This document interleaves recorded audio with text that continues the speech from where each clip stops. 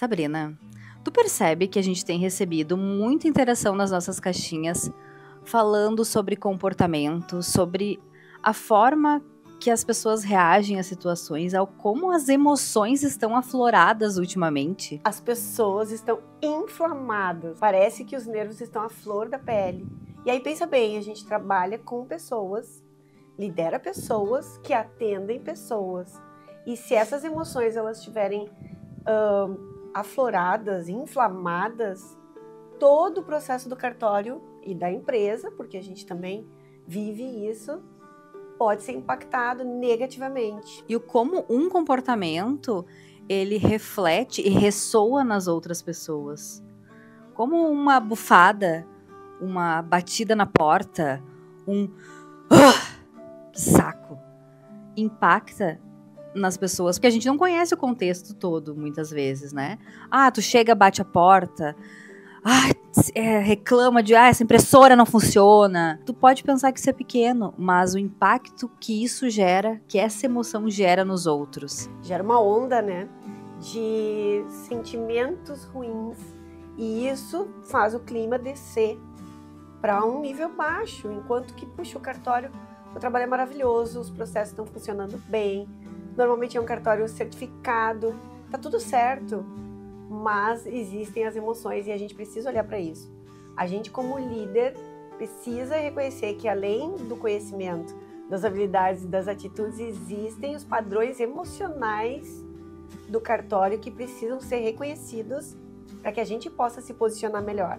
Principalmente reconhecer que existem padrões emocionais dentro da gente mesmo como líder, da forma que a gente lida com as coisas, com os processos, com a comunicação, com a orientação, que também precisam ser dominados para que haja uma boa gestão emocional. Ok, mas se a gente for falar, a gente fala nos padrões emocionais e eu quero que tu fale primeiro que padrões são esses e quando a gente experimenta eles, quando eles nascem na gente. Existe um livro muito interessante, um estudo, que fala das 5 feridas emocionais que impedem você de ser você mesmo. Essa teoria, ela fala que todos nós temos 5 emoções, 5 feridas emocionais que vivemos e experimentamos na infância. Essas 5 feridas, se elas não cicatrizam, se elas permanecem inflamadas, é como se a gente simplesmente não quisesse olhar para ela e colocasse uma luva e fosse para o trabalho, mas ali existe uma ferida inflamada. Então, se alguém aperta a minha mão, como eu tenho aquela ferida, e pode ser uma coisa normal no dia a dia para ti, não vai doer, mas na minha mão, porque eu tenho aquela ferida, se tu apertar, dói, e eu vou reagir com um soco. E aí que a gente não entende, muitas vezes, porque algumas pessoas reagem tão desproporcionalmente. Por exemplo, é uma necessidade de ser querido. Aí eu tô trabalhando e eu te dou um feedback, olha, cuida aqui para não repetir. Vai chorar no banheiro, meu Deus! Mas por que essa pessoa chorou tanto por uma coisa natural? Parte do processo. Exato, aí existem aqueles que são centralizadores, que deixa tudo comigo, eu preciso controlar tudo, eu preciso ficar até mais tarde para mostrar quem eu sou. Então todas as reações que são além da medida, elas escondem uma ferida embaixo da luva. E no dia a dia do trabalho, a gente passa por essas pessoas, vai apertar a mão para dar oi, e doeu, naquela pessoa doeu, e a pessoa teve uma reação desproporcional. Isso acontece com todo mundo. Todos nós temos feridas emocionais, colocamos uma luva em cima porque dói pensar sobre elas, quando eu não tenho autoconhecimento, e eu vou para a vida. E às vezes eu reajo desproporcionalmente em relação a medo, em relação à necessidade de ser querido, não poder. Eu estou trazendo exemplos do dia a dia do trabalho. Eu não posso te falar uma coisa difícil porque eu vou te magoar, eu tenho medo de magoar. Eu morro de medo de desagradar outra pessoa porque eu posso ser rejeitado. Tudo isso são ações que, quando a gente entende as feridas emocionais que as pessoas carregam, a gente começa a compreender e tratar, principalmente quando a gente reconhece na gente mesmo as nossas feridas. Isso nos permite transformar, tirar essa luva, olhar para a situação e deixar com que elas cicatrizem. E de novo a gente está falando de autoconhecimento, né? Acho que os nossos últimos 5, 6, talvez 10 vídeos a gente fala de autoconhecimento. A gente se desenvolver para poder passar por essas situações e Não surtar. não surtar, porque é muito fácil surtar. E se a gente não tiver atento àquele momento, tu vai surtar mesmo, tu vai destratar um cliente, tu vai ser a funcionária Carla, tu vai bater as folhas na mesa e não pensem que o cliente não está atento a todas as nossas reações. O próprio cliente está inflamado. Ele que está O inflamado. próprio cliente também está inflamado. Então, coloca todas essas pessoas num cartório com 10, 15 pessoas no mesmo ambiente, atendendo centenas de pessoas que também estão inflamadas. Se a gente não olhar para esse coeficiente de inteligência emocional para poder baixar as armas e se trabalhar, evitando, desviando os gatilhos que nos faziam reagir, a gente não evolui. A gente fica preso no medo, na insatisfação, nas reações desproporcionais, enquanto que se as nossas feridas estão olhadas, reconhecidas, acolhidas e tratadas, a gente pode crescer, se tornar um profissional que a gente merece ser, por todo o empenho que a gente tem. Eu mesmo conheço alguns profissionais, mas eu vou citar uma grande substituta, um conhecimento técnico, assim, inquestionável, ela é impecável no relacionamento dela com o cliente, ela é impecável no conhecimento, na compreensão jurídica que ela tem das coisas, mas nos relacionamentos com funcionários, ela era muito infantilizada. Ela não conseguia dizer não, ela não conseguia dar um treinamento técnico para os próprios funcionários dela, porque ela tinha medo de falar com eles. Então, assim, ela era um baita de um talento, mas ela estava presa lá em uma ferida emocional de humilhação, rejeição. Tá, agora a gente já falou, vamos falar quais são essas feridas emocionais. Rejeição, abandono, humilhação, traição ou desconfiança e injustiça. Tenho certeza que você aí que está assistindo esse vídeo já experienciou cada uma delas. Porque, como a gente disse, a gente experiencia cada uma delas na infância. Umas estão já cicatrizadas e outras estão muito inflamadas. E não quer dizer que são grandes traumas. Ai, meu Deus, abandono. Meu pai me esqueceu na escola uma vez. Eu entendi, poxa, ele estava trabalhando. Mas eu, hoje adulta, entendo isso. A minha criança entendeu aquela situação como abandono. E aí, olhar para isso, trabalhar isso, não é abandono. Se trabalhar nessa situação é importante. Então, necessariamente, humilhação, a gente já imagina... Uma tragédia. Uma tragédia. Eu contei pra ti, né? Voltei, fiquei doente quando eu tava na primeira série, voltei com a minha latinha de palitinho pra contar, porque a gente tava aprendendo a tabuada, sei lá o que a gente tava aprendendo. E uma menina parou, apontou pra mim e disse: a Sabrina ainda não sabe calcular, porque ela traz a latinha. Aquilo pra mim, a minha criança absorveu como uma humilhação. Fui humilhada na frente de todos, porque todos começaram a rir. E eu tinha uma explicação, eu tinha ficado fora doente, mas eu não tive chance de explicar. Ai, coitada, não. Olhar para as situações em que a gente viveu e a gente tem essas memórias muito claras na cabeça da gente. E nominar. Aquilo foi uma expressão de humilhação para mim, para minha criança. E aí, quais são as reações? Se eu não olho para isso, se eu não entendo que, eu fui, ok, sinto muito, me perdoe, te amo, sou grato. Se eu não olho para aquela situação e compreendo ela agora com o olhar de adulto e ressignifico, o que vai acontecer? Eu vou reagir toda vez que alguém me apontar alguma coisa. Eu vou, inclusive, se alguém me der um elogio, eu vou reagir negativamente. Eu não vou aceitar elogios públicos porque eu não gosto que me exponham, porque é um tipo de humilhação. Não tenho aqui a pretensão de falar sobre psicologia. A nossa pretensão aqui é trazer um ensino para que vocês, líderes e funcionários, olhem para o dia a dia do cartório e percebam as reações desproporcionais como uma oportunidade de melhoria. Principalmente quando a gente reconhece que, puxa, aquela pessoa tem uma ferida de rejeição. Ou ela tem uma ferida de traição, ela não confia em ninguém, ela é centralizadora e com isso ela se sobrecarrega. ela não consegue passar nada para ninguém. É uma ferida. Ela não se sente boa o suficiente. Não se sente boa o suficiente, ela tem que entregar mais, ela não confia.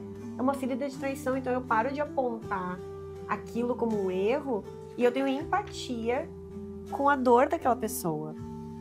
E eu começo a tentar entender por que ela é assim. E me colocar no lugar daquela pessoa para ajudá-la nesse processo. Acho que é isso.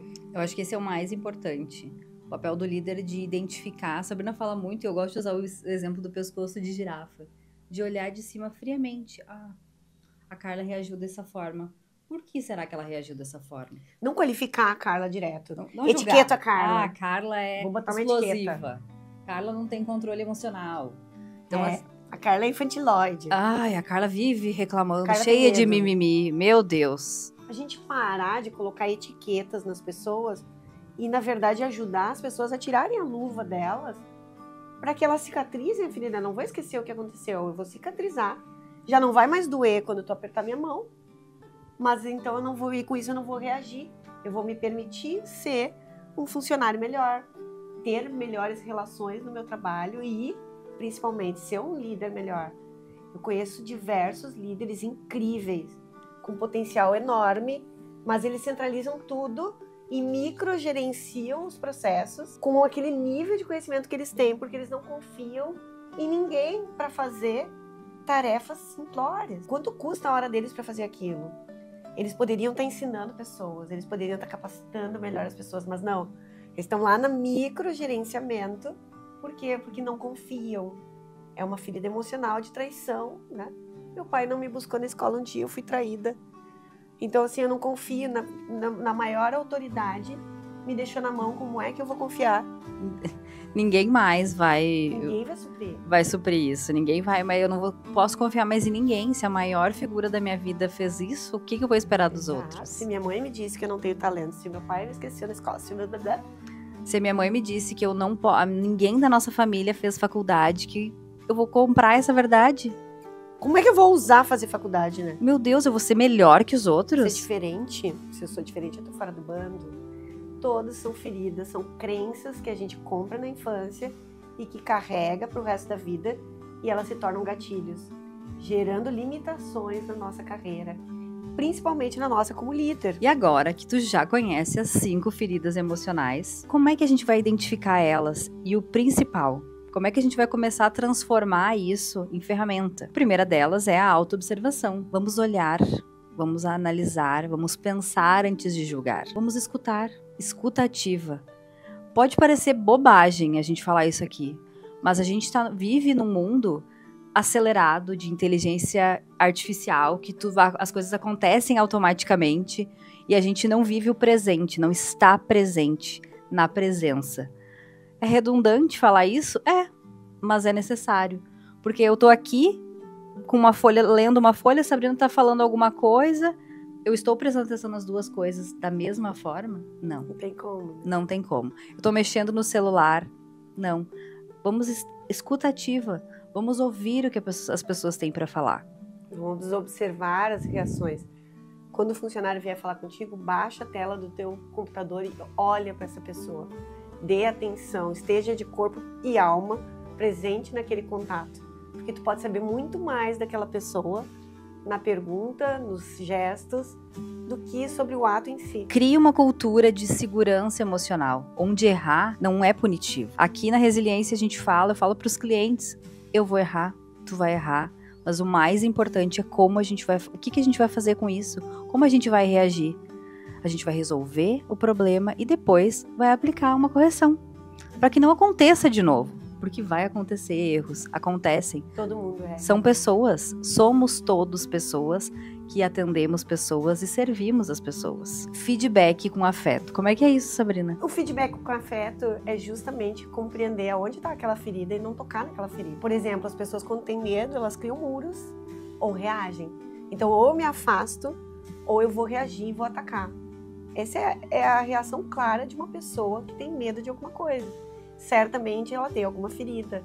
Quando eu entendo que essa pessoa que está reagindo, ela está com medo, ela está em sofrimento, se ela está atacando, eu preciso estabelecer uma empatia para poder conversar com ela, e não reagir de novo. Ela tem uma reação negativa e eu devolvo com outra reação negativa.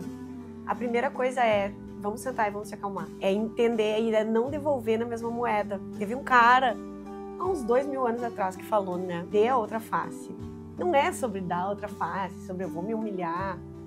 É sobre acalmar e deixar a pessoa botar todas as emoções dela pra fora, para que depois a gente, sábio, firme, reto, justo, possa devolver para essa pessoa de forma organizada. E por último, não menos importante, formação contínua. Treine a sua equipe não só sobre os atos, não só sobre a parte técnica, mas sobre habilidades e atitudes, gestão emocional, gestão do tempo, mindfulness. Tudo tem na Cartório Flix. Não é bobagem, não é besteira, é formação.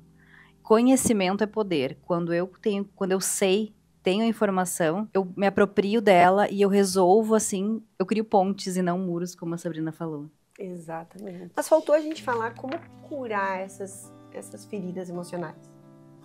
Primeiro, que nós vamos colocar um texto abaixo desse vídeo, falando com mais clareza sobre cada uma delas. E quando a gente se identifica nesta ferida, a gente precisa olhar para ela. Eu acho que reconhecer e não se julgar. Eu tenho essa ferida. Essa ferida ainda está inflamada. Eu tenho outras 5 que são cicatrizadas. Já passou. Mas algumas ainda estão inflamadas. Então, entender que às vezes eu reajo desproporcionalmente, ou eu sofro com alguma ação, ou eu tenho medo, isso é autoconhecimento. De novo, é autoconhecimento. Lembra lá daquela substituta talentosíssima que eu falei? E que poderia hoje já ser uma tabeliã grandiosa pelo nível de estudo, e ela ficou ali no mesmo lugar, por medo, por precisar de acolhimento, por precisar de aprovação.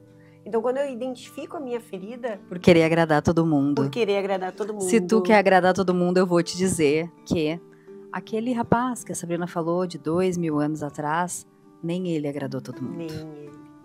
Eu acho que essa dependência, né? Porque a gente acaba se tornando paternalista. Eu preciso atender tudo que meus funcionários dizem. Não posso dizer o que eles têm que melhorar. Por quê? Porque eu já fui humilhada ou rejeitada, então eu não posso. Eles têm que gostar de mim. Eles têm que gostar de mim. Olha quantas coisas a gente tem no nosso dia a dia de comportamentos que dizem respeito às feridas que estão embaixo das nossas luvas. Quando eu reconheço, eu vou dar nome para essa ferida. Essa ferida que, puxa vida, é rejeição. E como é que eu faço? Eu assumo o controle das minhas emoções. E toda vez que eu sentir essa ferida apertar, eu vou tirar a minha luva e vou olhar para essa situação. E vou decidir agir de outra forma. Então, quando eu tiver medo de dar um feedback para um funcionário, quando eu tiver medo de me expor com o meu líder, nossa, isso é rejeição. Tiro a luva, olho para ele e digo, mas eu vou. Eu vou porque eu tô curando. Eu vou porque eu mereço. E aí eu olho todos os talentos que eu tenho e vamos lá, menina, te mexe. Então, toda vez que eu supero esse limite, esse bloqueio, eu decido tomar ter uma reação diferente daquela do piloto automático da ferida, eu ajo na cura da minha ferida. Ela vai ficar ali como uma cicatriz, mas ela já não fica mais inflamada. Então, as minhas ações também não serão inflamadas, não serão desproporcionais, e a gente começa a fluir melhor na vida. Então, se tu gostou, manda para os teus colegas, compartilha com teu líder, te inscreve no canal e aproveite todo o conteúdo que nós temos, tanto aqui no YouTube quanto na nossa formação Cartório Flix.